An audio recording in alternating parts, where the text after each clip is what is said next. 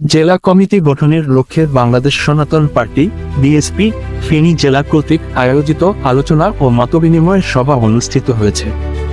গতকাল 12 জুন শুক্রবার বিকাল 4টায় ফেনী নগরীর গুরুচক্র মন্দিরে অনুষ্ঠিত এ সভায় সভাপতিত্ব করেন সুশান্ত শর্মা। অনুষ্ঠানে প্রধান অতিথি হিসেবে উপস্থিত ছিলেন বাংলাদেশ সনাতন পার্টির কেন্দ্রীয় কমিটির নির্বাহী সভাপতি শ্রী অনুপ কুমার দত্ত। প্রধান বক্তা হিসেবে বক্তব্য রাখেন দলের প্রতিষ্ঠাতা সাধারণ সম্পাদক অ্যাডভোকেট সুমন কুমার রায়।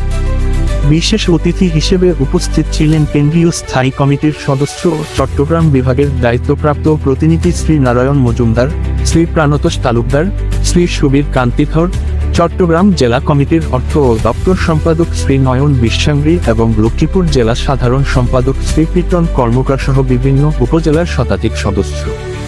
সভায় জেলা কমিটি গঠন, সাংগঠনিক কার্যক্রম সম্প্রসারণ এবং ভবিষ্যৎ কর্মপরিকল্পনা নিয়ে আলোচনা করা হয়। অনুষ্ঠানের সফল আয়োজনের জন্য আয়োজক কমিটিকে চট্টগ্রাম বিভাগের পক্ষ থেকে ধন্যবাদ ও কৃতজ্ঞতা জানানো হয়েছে।